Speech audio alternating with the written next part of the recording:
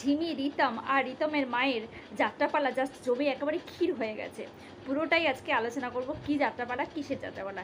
তার আগে বলি হ্যালো ফ্রেন্ডস, কেমন আছো? আশা করি তোমার ভালো আছো, সুস্থ আছো এবং জাস্ট ফাটাফাটি যেমন দারুণ আছে। নতুন একটা কন্ট্রোভার্সি ভিডিও তোমাদের অনেক ওয়েলকাম, অনেক স্বাগত জানিয়ে আজকের কন্ট্রোভার্সি ভিডিওটা স্টার্ট করছি।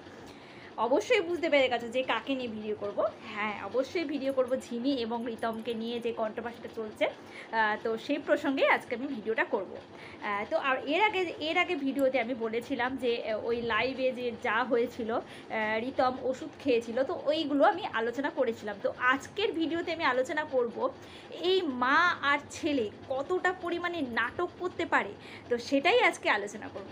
কালকে যথারীতি এক একটা ভিডিও মানে এক এক দিন প্রায় 2, 3, 4টে করে লাইভ করছে।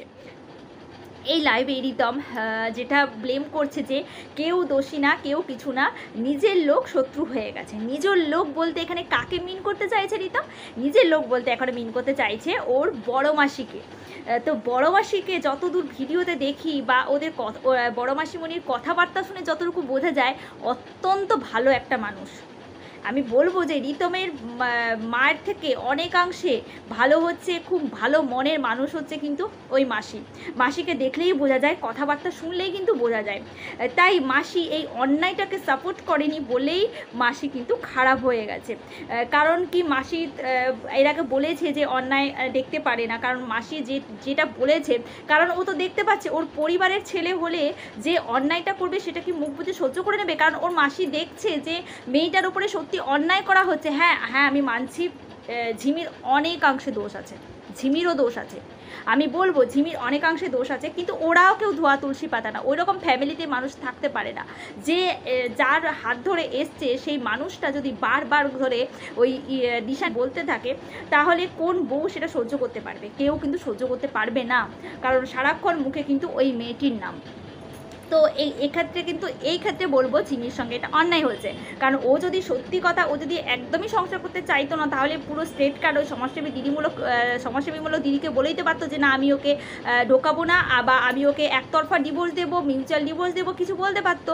কিন্তু সেখানে সমাজসেবীমূলক দিদিভাইয়ের হুমকিতে বা সব কিছু ভয় পেয়ে কিন্তু রিতমের মা এই নাটকটা কিন্তু করেছে। কিন্তু জন্মদিনের নাটক বলো, তারপরে ওকে ডক্টর দেখানো বলো, সব কিছুই কিন্তু এই নাটক, এটা নাটক ছিল। পাবলিককে জাস্ট পাবলিকের আই ওয়াশ করেছে, মানে পাবলিককে বোঝাতে যাচ্ছে যে রিমির প্রতি কতটা ওরা যত্ন বা কতটা কেয়ারিং করেছে, রিমিকে টেক কেয়ার করেছে। এবং সবসময় ভিডিওতে একটা কথা বলতো, রুমি ঘুমের ওষুধ খাচ্ছে না, ঝিমি এখন ঘুমের ওষুধ খাচ্ছে না, ঝিমি এখন ভালো আছে। হ্যাঁ, অবশ্যই ওখানে একটা ভালো ছিল, কিন্তু তারপরের থেকে কিন্তু 1 মাস ভালো থাকার পরেই কিন্তু আবার সেই মানসিক টর্চার কিন্তু শুরু হয়ে গেছে। তো এবার বলি যে ঝিমির দোষটা কোথায়? হ্যাঁ, আমি বলবো যে ঝিমির অনেকাংশে দোষ আছে। কারণ কি, ঝিমি যখন এসছে এদের বাড়িতে, আমার মনে হয় হাতে হাতে ঝিমিরও কিছু কাজকর্ম করে দেওয়া উচিত। ও শাশুড়ি মায়ের সঙ্গে কিছু কাজ করে, যেমন একটা ঘরের বউ যেমন হয় আর কি, ফার্স্ট একটু কাজকর্ম করবে, একটু ঘর মোছা, একটু বাসন মাজা, একদিন রান্না বান্না করা। কিন্তু আমরা কি দেখছি ঝিমি সংসার একদম সাংসারিক মেয়েই না, একদম সাংসারিক মেয়ে না, সংসার করার কোনো ইচ্ছেই ওর মধ্যে নেই। বেলা 12টা অবধি ঘুমিয়ে থাকে, বেলা 11:30 অবধি ঘুমিয়ে থাকে। এমনও দেখেছি ওর ভিডিওতে, আমরা দেখেছি যে রিতমের বাবা ঘর মুছছে। আমার ভিডিও দেখে এতটাই খারাপ লেগেছে। সত্যি কাকু সবটা কিন্তু মুখ বুঝে সহ্য করে। এই যে ছেলের অন্যায়গুলো, ভাবো কি যে কাকু কিছু বোঝে না, সবটা কিন্তু মুখ বুঝে কিন্তু সহ্য করে। কাকুকে দেখলে মনে হয় খুব চাপে থাকে, মানে দুদিক থেকে, মা আর ছেলে দুদিক থেকে কিন্তু চাপ সৃষ্টি করে, সেই জন্য কাকু কিন্তু ওইরকম হয়ে থাকে। তো কাকু ঘর মুছে, এটা দেখে সত্যি খুব খারাপ হলো। আমার শ্বশুরমশাই যদি বাড়ি মোছে, ঘর মোছে, কাজ করে, আমরা কী করবো? বউ হিসেবে ওই হাতের যে মপটাকে আমরা নিয়ে নেবো, বলো না বাবা তোমাকে মুছতে হবে না, আমি মুছবো। কিন্তু এগুলো কিচ্ছু করেনি। আর যেটা সবথেকে বড় কথা হচ্ছে, ঝিমি যেটা সবথেকে বেশি দোষ করেছে, মিথ্যে নাটক হোক যাই হোক, লাইভের মধ্যে যখন ও ঘুমের ওষুধ যখন খেলো, ওই ওষুধ যখন খেয়েছে রিতম, যখন ওর মা যখন কান্নাকাটি করছে, ওকে যখন ডক্টরের কাছে নিয়ে যাবে বলে যখন তোড়জোড় চালাচ্ছে, তখন কিন্তু ঝিমি সমানে ওর মাকে ফোন করে যাচ্ছে যে আমাকে ওরা একটা বারের জন্য কিন্তু রিতমকে গিয়ে দেখেনি যে রিতমের কী হয়েছে, কতটা শরীর খারাপ হয়েছে, কী হয়েছে, কিন্তু একটা বারও কিন্তু দেখেনি। এদিক থেকে বলবো যে ওরও অনেকাংশে দোষ আছে, অনেকাংশে দোষ আছে। ওর যদি ওদের যদি 80% দোষ থাকে, ঝিমিরও এই 20% দোষ আছে আমি তো বলবো। কারণ একটা বউ সবসময় শুয়ে বসে থাকবে, কোনো কাজকর্ম করবে না, কিছু করবে না, এমনটা কিন্তু হয় না কোনো বাড়িতে এরকম। এটা কিন্তু কোনো বউয়ের পরিচয় না।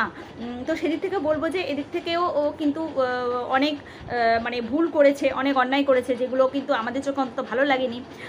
তো যেরকম একটা বাড়ির বউর হওয়া উচিত, যেসব দায়িত্ব কর্তব্যগুলো পালন করা উচিত, সেগুলো কিন্তু কিছুই করেনি। তো যাই হোক, এবারে আমরা যেটা মোদ্দা কথা আসি, যেটা আমরা এখন দেখতে পাচ্ছি যে ওই মাসি শত্রু হয়ে গেছে। মাসি যেহেতু ঝিমিকে সাপোর্ট করছে, ঝিমিকে বলবো না, মাসি অ্যাকচুয়ালি যেটা অন্যায় তার এগেনস্টে কথা বলছে, মানে অন্যায়টাকে মেনে নিচ্ছে না, তাই জন্য মাসি হয়ে গেছে খারাপ। তো যাই হোক, মাসি এখন খারাপ হয়ে গেছে। মাসি যেহেতু ঝিমিকে সাথ দিচ্ছে, তাই এখন মাসি খারাপ হয়ে গেছে। কারণ মাসি এইসব অন্যায়গুলো তো দেখেছে, দিনের পর দিন যে সমস্ত অন্যায়গুলো করছে, ওই সমস্ত অন্যায়গুলো কিন্তু দেখেছে। ও পরিবারের ছেলে বলে ওকে কিন্তু ছেড়ে দিচ্ছে না। মাসি কিন্তু প্রত্যেকটা ভিডিওতে বলছে যে আমি অন্যায় দেখি না, ও সম্পূর্ণ অন্য টাইপের মানুষ। সত্যি কথা দেখলে বোঝা যায় মাসি কিন্তু অন্য টাইপের মানুষ, এদের সঙ্গে কিন্তু ওর কোনো একাংশে কিন্তু মিল নেই।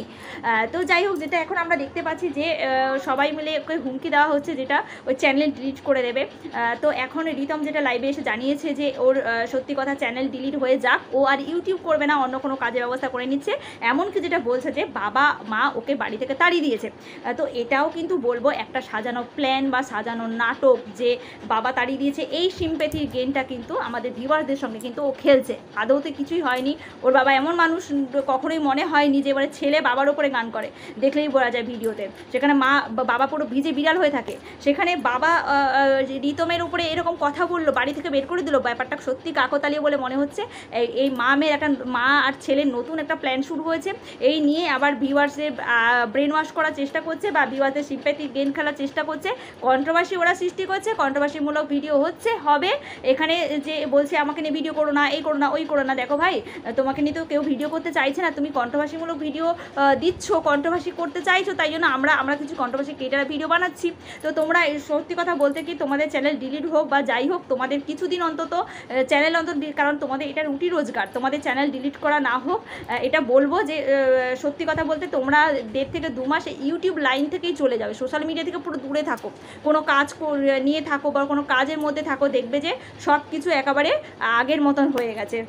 তো কথায় কথা বাড়ে, তুমি একটা ভিডিও করছো, তার পরিপ্রেক্ষিতে আরেকটা ভিডিও হচ্ছে, এরকমভাবে কি কন্ট্রোভার্সি বাড়তেই যাচ্ছে, বেড়েই যাচ্ছে। তো বলবো যে কিছুদিন তোমরা রেস্ট নাও, কিছুদিন তোমরা বিরতি নাও, আবার কিন্তু ফিরে আসো ইউটিউবে। আমি একটা কথা বলবো যে ওদের চ্যানেলটা ডিলিট করাটা একদমই ঠিক হবে না, কারণ এটা ওদের রুটি রোজগার, এই টাকা দিয়ে কিন্তু ওদের সংসার চলে, পেট চলে। তাই বলবো যে চ্যানেলটা ডিলিট করা অন্তত এটা ভালো মানুষের কাজের পরিচয় হবে না। তো যাই হোক, আজকের মতো ভিডিওটা এখানে রাখছি। কেমন লাগলো কিন্তু অবশ্যই কিন্তু জানিও। ভালো লাগলে ভিডিওতে অবশ্যই লাইক করো, আর একটু শেয়ার করে দিও। নতুন বন্ধুরা আসবে, তারা আমার চ্যানেলকে সাবস্ক্রাইব করে পাশে থেকে বেল বাটনে ক্লিক করতে একদম ভুলো না। আজকের মতো তোমাদেরকে বিদায় নিচ্ছি, পরে বাড়ির সঙ্গে দেখা নেক্সট কোনো একটা ভিডিওতে। তখন সুস্থ থেকো, ভালো থেকো, সাথে থেকো। টাটা।